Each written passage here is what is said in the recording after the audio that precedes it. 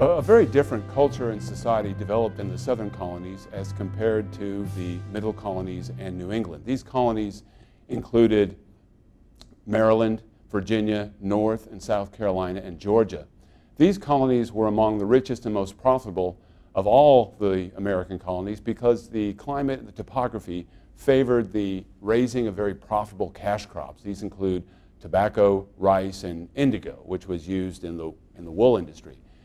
In this region, they used African slaves as labor. That was one of the definitive features of this region, was the use of African labor. But we also see in this region the development of distinct subcultures.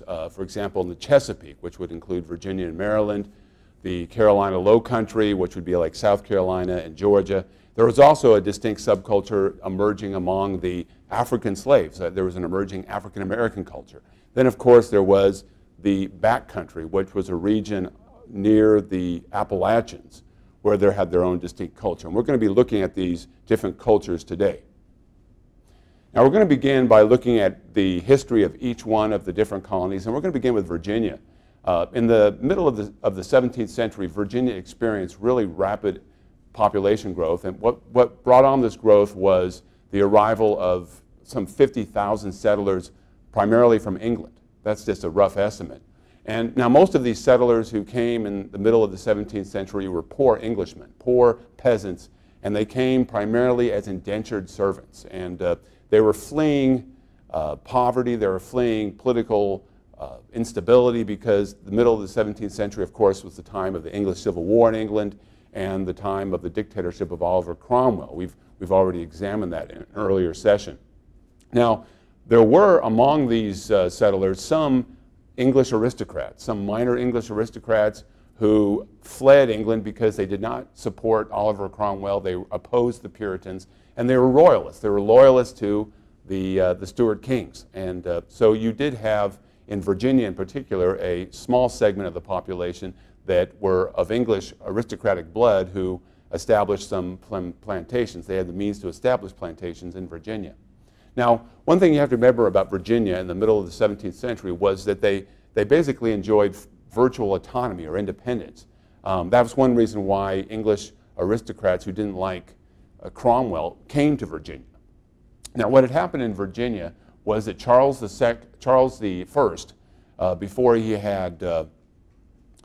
he'd been dethroned, he had appointed a man by the name of William Berkeley in 1642. And William Berkeley would serve as the governor of Virginia for much of this period, all the way until the last half of the 16th century. And he was very loyal to the king's cause.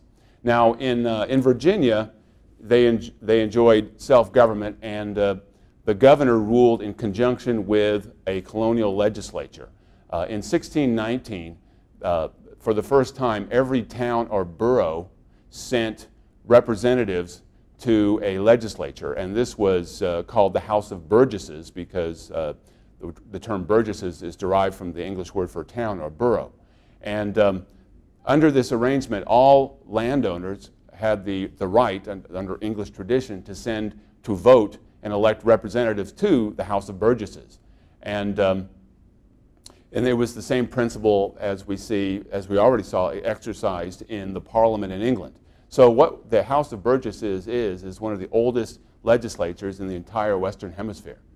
Now, the rapid growth of Virginia in the middle of the 17th century, it put pressure on the Native Americans, and by about 1644, the Powhatan Confederacy, the Confederacy that had first been in Virginia when the English arrived, that Confederacy was no more. It would have been defeated and crushed.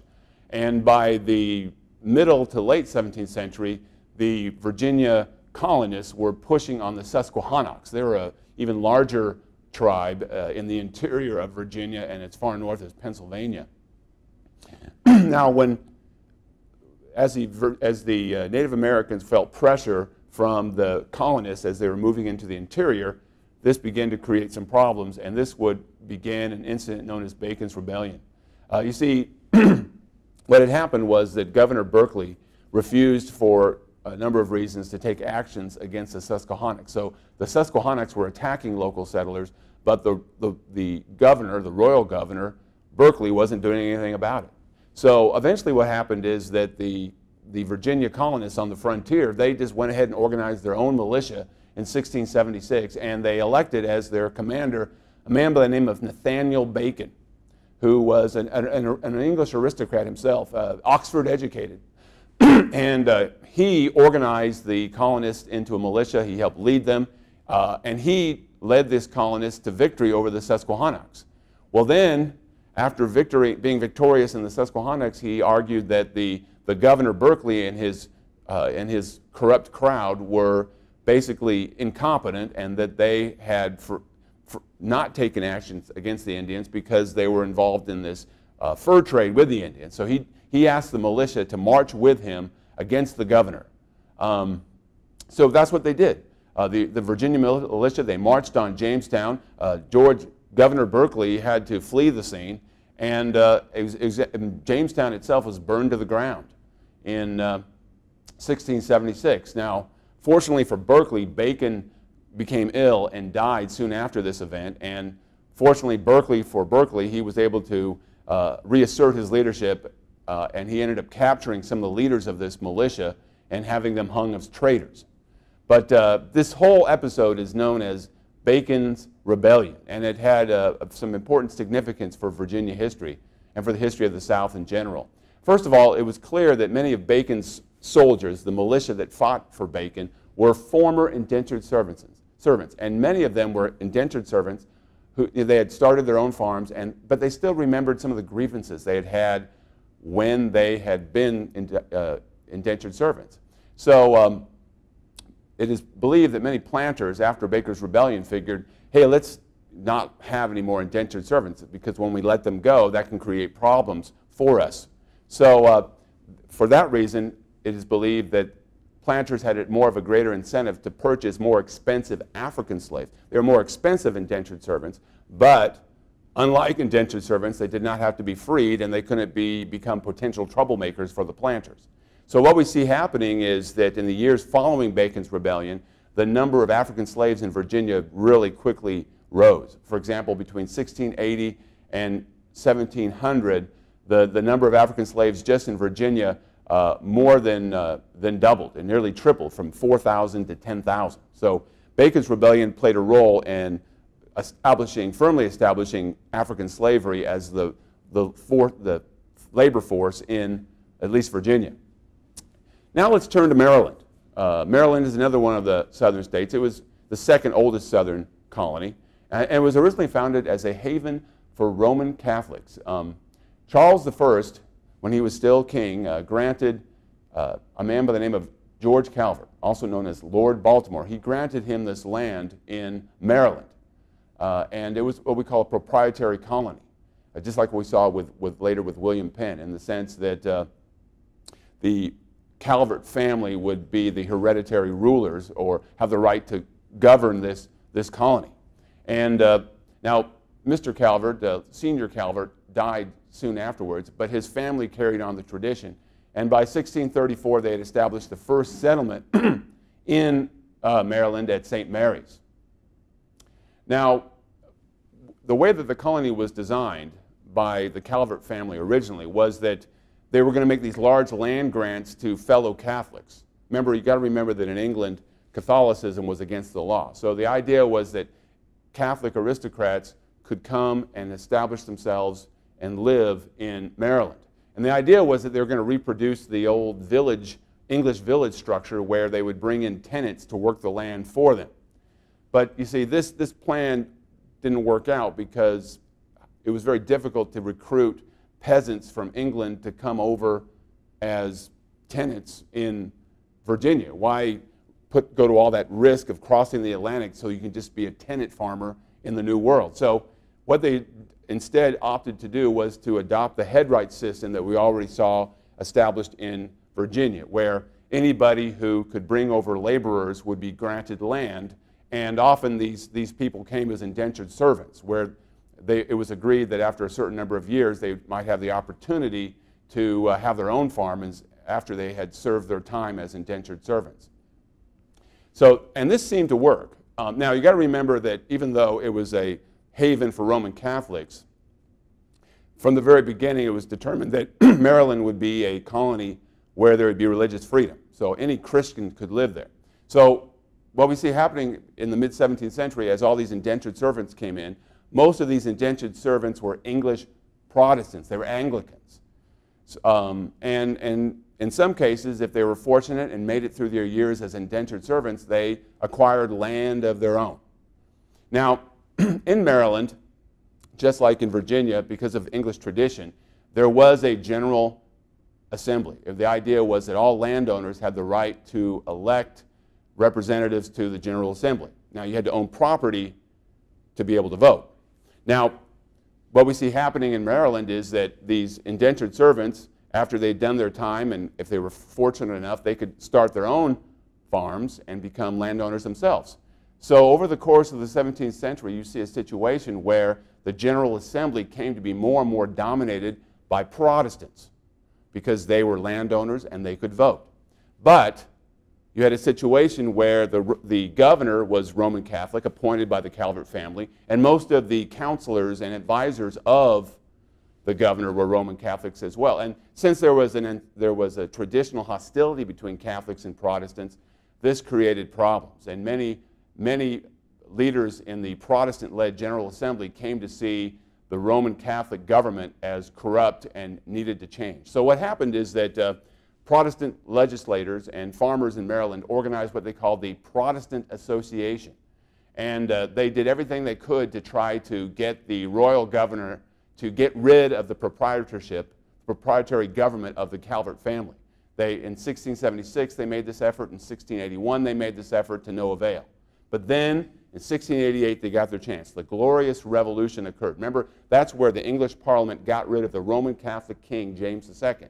Well, the Protestant Association decided that since they were getting rid of the Roman Catholic king, maybe it was time to get rid of the Roman Catholic Calverts and their governor. And so they got rid of the governor, they appointed a provisional governor, and they declared themselves free of the Calvert family in 1688. Now, some years later, the Calvert family converted to the Protestant faith, and during the reign of George I, who was a Protestant king, the Maryland was returned to the Calvert family. But I mention this Protestant Association because, like Bacon's Rebellion and events in Massachusetts in 1688, it shows that the colonists, as early as the 17th century, 100 years before the American Revolution, felt that the government ought to reflect the wishes of the governed and would take action to put forward and promote the popular will. So let's now turn to another colony, South Carolina. Now, South Carolina is a bit later than both Maryland and Virginia. Charles II, the son of Charles I, he granted land in 1663, the land of Carolina, named after Charles, to 8 proprietors who were interested in investing in the colonies. Now, among these 8 proprietors who were given the job of governing Carolina, the 2 most prominent were a man by the name of Anthony Ashley Cooper, who was the Earl of Shaftesbury, and he was a prominent member of Parliament. And the other was a man by the name of John Colleton, who was a wealthy sugar planter from the Caribbean island of Barbados. And it would be Colleton who had the most practical view of Carolina. He saw Carolina as an opportunity to build an agricultural colony. You see, Barbados produced a lot of sugar, and the idea was that they would use Carolina to grow grain and corn and livestock to provide food for Barbados. That was the idea anyway. So Barbados provided a lot of, planters from Barbados anyway, provided a lot of the capital to establish the first colony. So the first colony, the first settlers arrived in 1670, and by the 1680s, the port of Charleston, of course named after Charles II, was the largest settlement in the colony. Its former name was Oyster Point. I think Charleston sounds a little bit more regal than Oyster Point.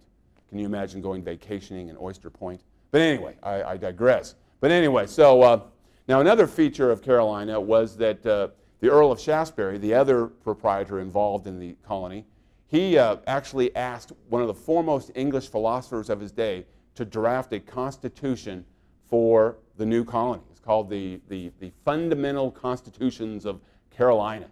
And now John Locke was a very well-known political philosopher, and he set up this very elaborate system where political participation would be based on land ownership. So if you owned some land, you could vote, but you couldn't hold office. If you owned lots of land, you could vote and hold office.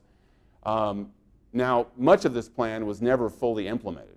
Some major land grants were made, but other than that, the plan was not put into effect. But one element of the plan, of the Constitution of John Locke, that was put into effect was full religious toleration. In other words, in Carolina, you had an established church, the Church of England, but all religions were welcome. So from the very beginning in Carolina, you had French Huguenots, French Protestants, Calvinists, you had English Baptists, you had Scottish Presbyterians and Scottish Highlanders who were Roman Catholic, and even German Moravians. I don't know if you've ever been to Winston-Salem, North Carolina, but it was settled by German Moravians. Now, in this coastal Carolina and South Carolina, the area around Charleston, by the 1690s, they began to realize that they could make a lot of money raising cash crop, mainly rice, which was in big demand as food, especially among the slaves in the Caribbean area, and indigo, which you can use to make a blue dye in the wool industry. But the problem that they faced was that they had a shortage of labor. So, and they couldn't rely on indentured servants, because by the late 17th century, the economy of England had improved to the point where that it was harder to convince enough people in England who were poor to give up their freedom to come and work as indentured servants. So the plantation owners, with their rice and their indigo plantations, not wanting to pay the exorbitant prices for African slaves, they began to enslave Indians. So they go into the interior and they would just enslave these Indians, sometimes even selling them to the Barbados Islands. But you see, this practice was very costly because the Native American peoples were not going to put up with being enslaved. So by 1713, South Carolina, or Carolina, was in the midst of a terrible war, the Tuscarora War. I mean, it almost wiped out the colony. They had to buy off the Cherokees to attack the Tuscaroras to make the war end. So what the proprietors decided after their experiences in this war was that enslaving Indians was just not a good idea. But you see, the colonists still needed slaves. So eventually the colonists did everything they could. They petitioned the royal government, and the royal government listened. And in 1719, it was decided that they would split Carolina into two. South Carolina, where most of the people lived at the time, would become a royal colony, and North Carolina would remain part of the proprietors. Now, many people believe, or many historians believe, that these costly wars made it more apparent that even though African slaves were more expensive, there was less risk in getting them because kidnapping Indians led to war. So between 1680 in 1680, 80% of the colonists were Europeans. But you jump forward 40 years, and because of all the introduction of all these African slaves, by 1720 in South Carolina, the number of slaves to European population was 2 to 1. In other words, there were twice as many slaves as there were Europeans in South Carolina. That just shows you that within a 40-year period, slavery had been firmly established, African slavery had been firmly established in South Carolina. Now North Carolina was a very different story than South Carolina, coastal Carolina. It wasn't very profitable. In fact, the proprietors in 1729 asked that the royal government take over North Carolina, and that's how North Carolina became a royal colony in 1729. Now, one reason why was that this region was not nearly as profitable as South Carolina. A lot of North Carolina was backcountry. So there's just a sliver along the coast where you could grow tobacco. In fact, it was not very well settled. There wasn't even a town in what would become North Carolina till 1704, when some French Huguenots established a little town of Bath. But primarily, coastal North Carolina was settled by runaway indentured servants from Virginia. That was the tradition. Servants in Virginia who were tired of being servants, if they could get away out of their contract, they would go across the border and go into North Carolina and set up small operations where they raised tobacco. In fact, in North Carolina, what we see is that because there wasn't as much land that was good for raising tobacco, there were very few large-scale plantations worked by slave labor. Very different than what we see in Virginia. So in North Carolina, what we see primarily are they were raising tobacco, but they were done in small family farms. In fact, by the early 18th century, about 80% of the population of North Carolina was of European origin. You don't see the 2-to-1 ratio of African slaves to Europeans that you see in South Carolina. Very different culture. Now, the residents of North Carolina developed a very rough house reputation. And a lot of them were former indentured servants who had fled their service. And in fact, there was an incident in 1677 known as Culpeper's Rebellion. You see, by the 1670s, the proprietors, by law, had to start collecting custom duties from the small-scale tobacco farmers in North Carolina. And John Culpeper, who was a local tobacco farmer, he didn't want to pay these taxes. And he felt that the governor appointed by the proprietors was acting in a corrupt way. He wasn't acting in the interests of the people. So he raised the militia and he arrested the governor appointed by the proprietors. And this is where we get the term or the phrase Culpeper's Rebellion. Now the proprietors were able to regain control of the situation and the rebellion ended. But this rebellion, just like Baker's Rebellion, just like the Protestant Association in Maryland, what it shows us, or Leisler's Rebellion in New York, what it shows us is that the colonists were very independent-minded even 100 years before the American Revolution and expected government to be accountable to the popular will. All right, so now we're going to turn to the last colony founded in the South, and that would be Georgia. It's the youngest of all the 13 colonies. George II, King George II of England in 1732 authorized 22 trustees to establish this colony. And it was established to serve as a military colony, to serve as a buffer between the very profitable colony of South Carolina and Spanish Florida, in which the Spanish obviously controlled. Now, the man who played the premier role, the main trustee, was a great British general and philanthropist known as James Oglethorpe. And he would turn out to play one of the key roles in the founding of the colony. Now, he was the one who planned, he in fact planned the layout of the town of Savannah that was the first settlement established in Georgia in 1733. So the layout of Savannah today was laid out by James Oglethorpe. Now, Oglethorpe had this great idea. This was his idea. He was going to take poor Englishmen who were in prison due to debt. So in those days, if you didn't pay your debts, you went to jail. And you stayed in jail until you paid your debt. So what he wanted to do is take these poor Englishmen who, just out of bad luck, not just because they couldn't pay their debts, he wanted to give them a second chance. So the idea was to take these guys out of prison, give them land in Georgia with the understanding that they would serve as the militia. They would fight for the king in exchange for the land that they received from the king. And his vision was that these poor men would have a chance to be farmers and landowners and make something of themselves. Now, he put in some ideas to make sure that these farmers would not lose their land. So one of his rules, one of his decrees was that no estate could exceed 500 acres in size. He wanted to make sure that greedy landowners didn't try to seize all the land of more innocent landowners. So he kept the land estate size to just 500 acres. He also was a very devout Christian. So he banned slavery. Believe it or not, Georgia, one time there was no slavery allowed. He also believed that liquor, any strong liquor like gin, was a terrible thing. He believed that gin was impoverishing the people of England. So he banned gin and banned drunkenness in the colony because he felt that drunkenness and alcohol would lead to poverty and sin. So another aspect of Georgia was that even though it was designed by Oglethorpe to be a colony for English debtors.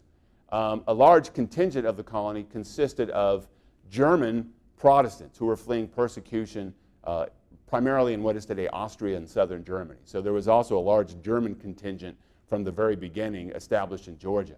Now, the thing about Oglethorpe's regulations was that they were, given the topography of Georgia and the climate, they were impossible to enforce. You know, Georgia had a climate just like South Carolina, and so it wasn't too long before in Georgia they were building or establishing rice and indigo plantations and using slave labor to work on these plantations. In fact, by the middle of the 18th century, half of the population of Georgia were African slaves. So obviously the rules that Oglethorpe had set up were ignored and not obeyed. And eventually the colonists in Georgia were tired of these laws, and they asked the royal government to take Georgia away from the trustees, and in fact Georgia became a royal colony in 1753, the last royal colony to be established. All right, so now what I'd like to do is talk about the different subcultures and the society that developed in the South. Now, in the South, they had to deal with the same conditions that they had in New England and the Middle Colonies. First of all, they had a lot of problems finding enough labor. There was a scarcity of labor. Second of all, they wanted European manufactured goods. They had to get a way to get them. And also, for the most part, they didn't have an entrenched aristocracy, an aristocratic class like you did in Europe. Now, the South dealt with these issues just like the Middle Colonies and New England did, but they dealt with them in a very unique way. Now, what we see is that in the Chesapeake region, this would include Virginia and Maryland, and in the Carolina Low Country, this would include South Carolina and Georgia. In these areas, the soil and the climate favored the production of certain cash crops, tobacco in the Chesapeake and rice and indigo in the Carolina Low Country in Georgia. Now, these goods were in high demand in England and in Europe and in the Caribbean. So what happened is that as the triangle trade developed, merchants from New England and from the Middle Colonies, even merchants from England would come directly to the South to purchase these commodities from the planters. So what we see happening in this region was that tobacco and rice, since they were such great demand and there was such great demand from around the world, that they needed to find a way to find a labor force. You know, these are labor-intensive crops. They require a lot of work. So they had to find a way of finding enough people to work and grow these crops. Now, slaves had been introduced to Virginia, to the South, as early as 1619. That's when the first slaves arrived. But for most of the 17th century, planters relied on indentured servants, primarily from England. And they also, in the Carolina, as we saw, they enslaved Indians. But you see, over time, they decided that it was in their best interest, as we've already seen, to buy African slaves. Now, African slaves were a lot more expensive, but what we see happening is that as the triangle trade developed and the transatlantic trade developed, all of a sudden the price of slaves declined dramatically because of the growing slave trade. So as the price of slaves declined, that made them much more attractive, and that's why we see by the late 17th, early 18th century that more and more planters were buying up African slaves. You got to remember that by the 17th, 18th century, England was the dominant member, the dominant country in the slave trade. Now, as we've already seen, Bacon's Rebellion in Virginia and the Indian War, the Tuscarora War in South Carolina, showed that there were liabilities in using indentured servants and using Indians. So that contributed, that along with the lower prices for African slaves, that contributed to planters deciding to go with African slaves as their main labor force.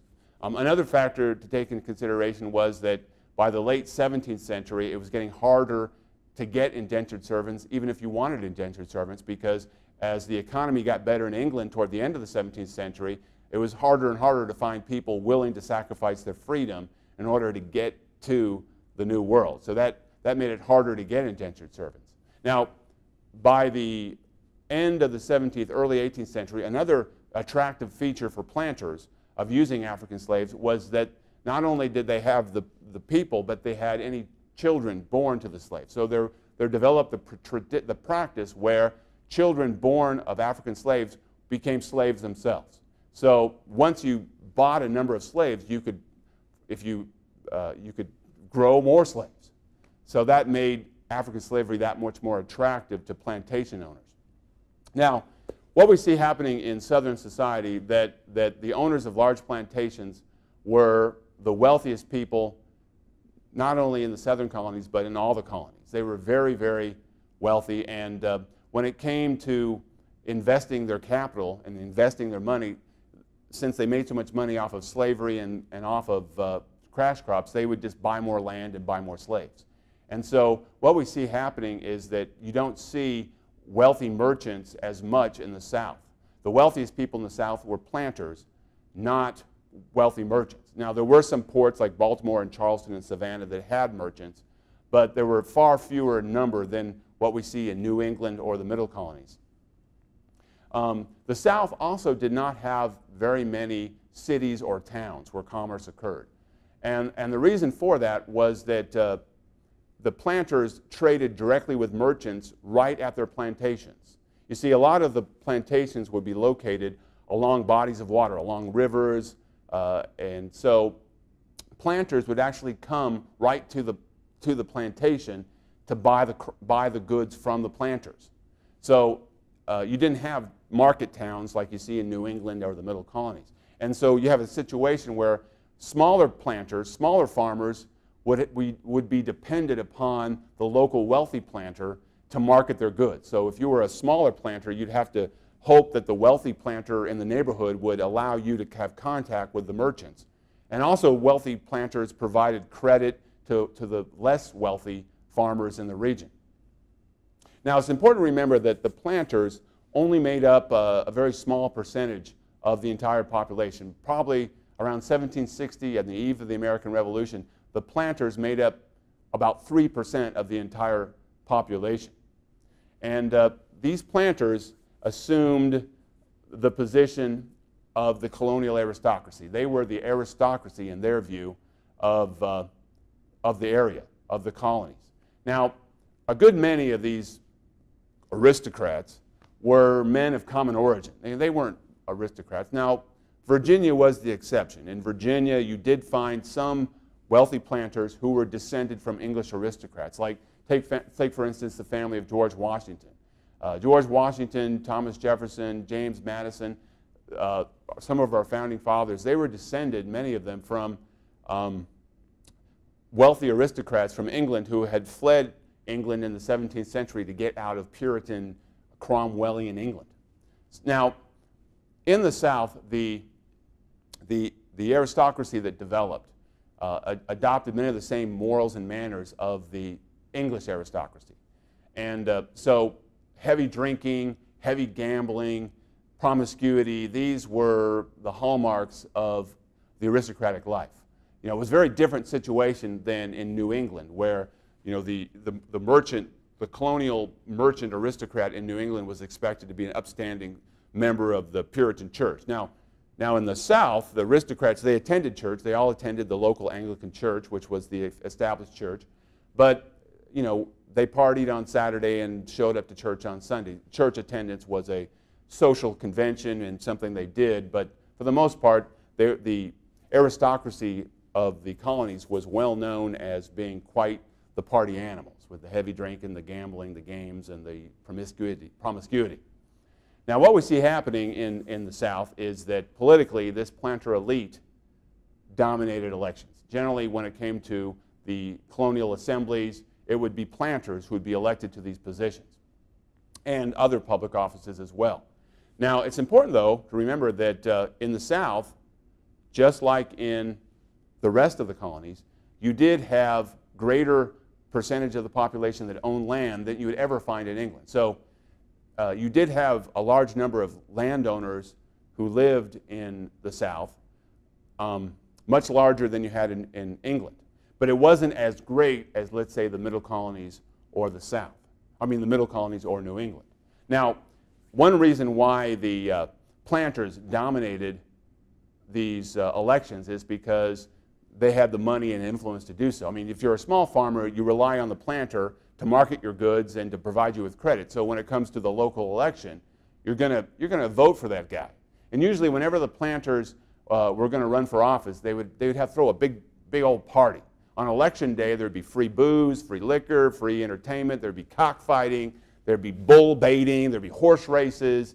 There was a lot of drinking, entertainment going on, and usually that was enough to impress the small farmers to vote their local planter into office. So the political system in the South allowed the planters, this colonial aristocracy, to dominate the politics of the region.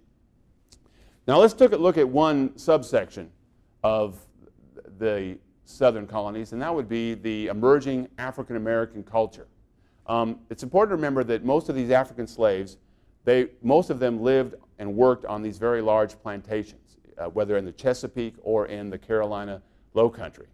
And they, for the most part, lived in segregated communities, in the sense that when they lived in their villages, in their little homes, on the plantations, they didn't have much contact with the general European population, except through their overseers and the plantation owner. Now, when we talk about African Americans, it's important to remember that originally most of these people came from West Africa. Now, when we talk about West Africa, we're talking about a region between the Niger River in the north and the Congo River in the south. Now, it's important to remember that this particular part of the world was the home of very many complex cultures. These cultures were not primitive. And for thousands of years, there developed complex cultures, some very large empires, like the Empire of Mali that covered much of West Africa. You also had smaller city-states like Benin along the West African coast. And since the cultures of Africa had a complex culture, you have to remember that they raised crops. They raised crops, and as a result, the average African was accustomed to hard agricultural labor. The African worker was very much akin to the peasant in England or the peasant in Germany, as working the land. And that's one reason why they were so valued as workers. Because, you see, coming from a region that was very hot and tropical, they were more accustomed to places like the Caribbean and the South because they came and were accustomed to a hot climate. So they could be brought over and worked, and their survival rates were actually higher than indentured servants. So once you got them to the colonies, they actually had a better chance of survival than indentured servants coming from Europe. So that's why they were so valued. Now, slavery had existed in West Africa, in West African societies for millennia, for hundreds of thousands of years. And traditionally, enslaved Africans came from, by and large, the lower classes.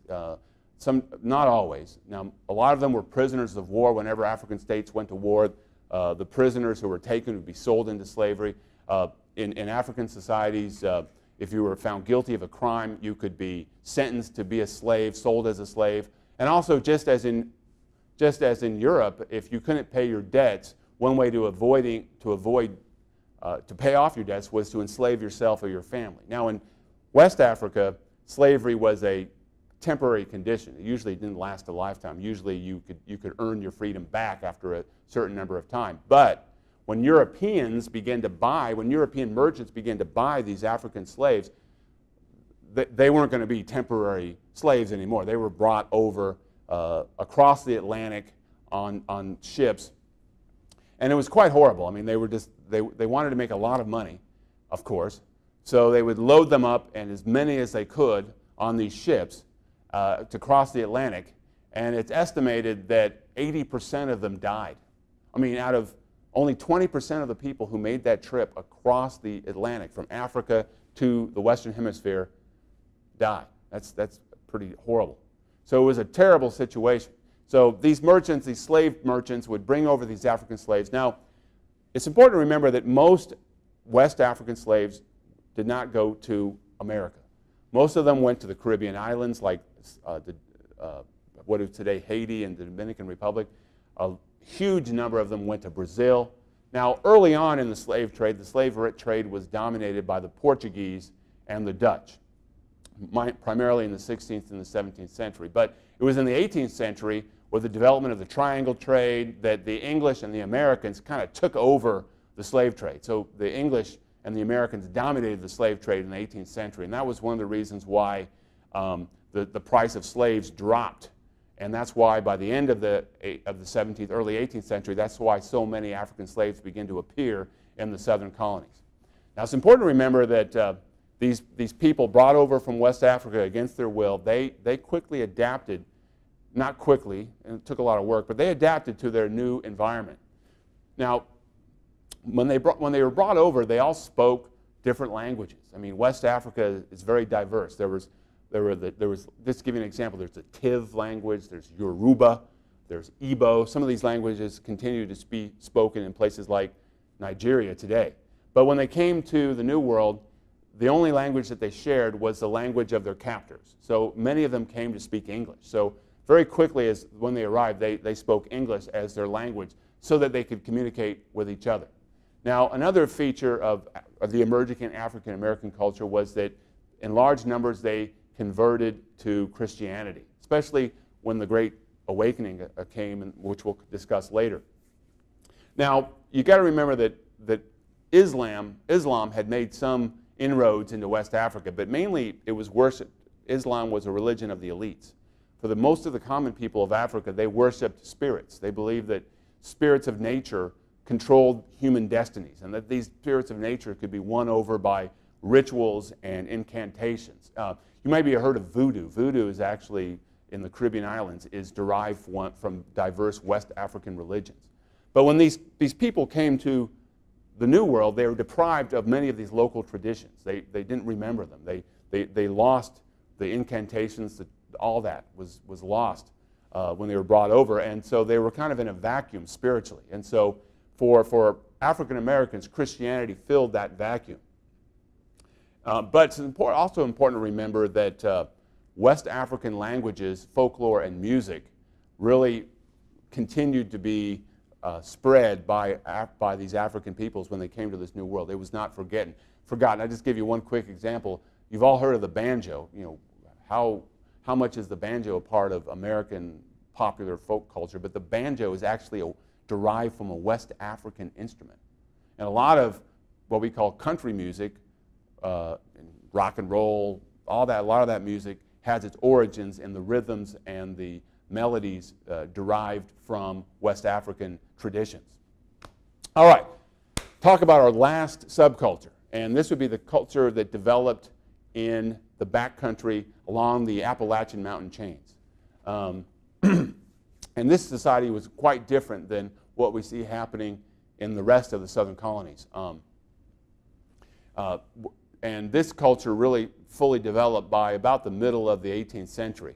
Now, it's important to remember that this area of the backcountry was not settled by people moving from east to west. Instead, what we see happening is that people from Pennsylvania, this would include Germans and English and Scotch-Irish, they would settle in western Pennsylvania and then move from north to south into the backcountry of the Carolinas. Daniel Boone, you probably heard of Daniel Boone. He was originally born in Pennsylvania. His family, when he was a young man, he moved down south into what is today North Carolina and later into Virginia. And many of these people were like the population of Pennsylvania. They were English, they were Scotch-Irish, they were Scots, they were Germans, they were Swiss, and they began to really come in and establish themselves in this area. Now, a lot of them living out in the middle of the wilderness, they didn't have any churches, so when the Great Awakening happened and Baptist and Methodist ministers and evangelists emerged in this area, they adopted those faiths. So in the backcountry, most of the people who lived there were Methodists and Baptists. They weren't Anglican, which was the established church along the coast in the South. Another feature of the backcountry was that you didn't have a lot of plantations, or you didn't have any plantations, hardly at all. Most of the people who lived in the backcountry, they worked on small family farms. And usually these farmers were not represented at all in the local colonial legislature. So what would happen is that these areas in the backcountry were they were lawless, and basically the people there had to come up with their own system of justice and use militias to keep the peace. In a lot of ways, the society, the kind of wild and crazy lifestyle of the backcountry foreshadowed what would happen as America moved westward, the frontier societies that would develop with western expansion. So we've covered the South, we've talked about the middle colonies, we've talked about New England, we've talked about these different cultures, what made them all Americans, and that's what we're going to talk about in our next lesson.